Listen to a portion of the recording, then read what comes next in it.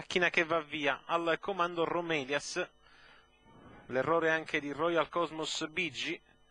quindi in avanti è il numero 4 di Romelias che va davanti nei confronti del numero 3 di Romano Rizz. Al largo c'è subito Rea Silvia Est, quindi Romelias, l'errore di Rea Silvia Est,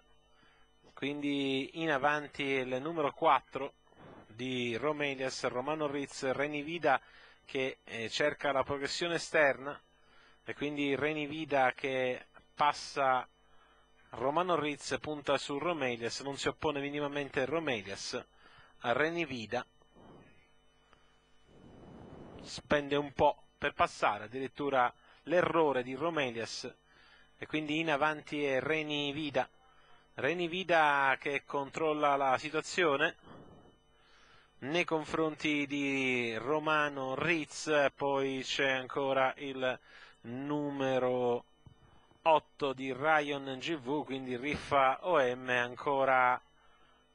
Romelias, ma comunque a tabellone sia Romelias che il numero 7 di Rea Silvia Est. In avanti è Reni Vida che controlla la situazione, Reni Vida, ancora il numero 3 di Romano Rizz, poi c'è ancora il numero 8 di Ryan GV, quindi il RFOM, e ancora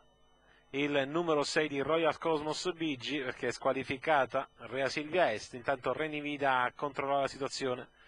Reni Vida al comando nei confronti del numero 3 di Romano Rizz, quindi il numero 8 di Ryan GV, Reni Vida che controlla in maniera piuttosto agevole il vantaggio, Romano Rizz che ora prova a venire via, quindi Romano Rizz che attacca a fondo Reni Vida, quindi in avanti è lotta fra Reni Vida e Romano Rizz che insiste Romano Rizz al largo di Reni Vida che replica in maniera piuttosto incisiva a Romano Rizz che comunque intensifica l'azione al largo proprio di Reni Vida, quindi Ryan GV in avanti Reni Vida, Romano Rizz, Reni Vida che si distende lungo i birilli da Romano Rizz,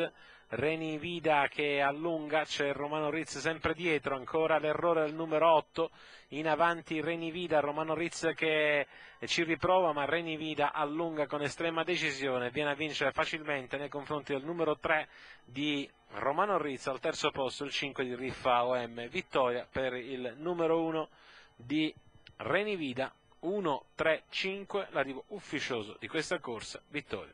per il numero 1 di Reni Vida.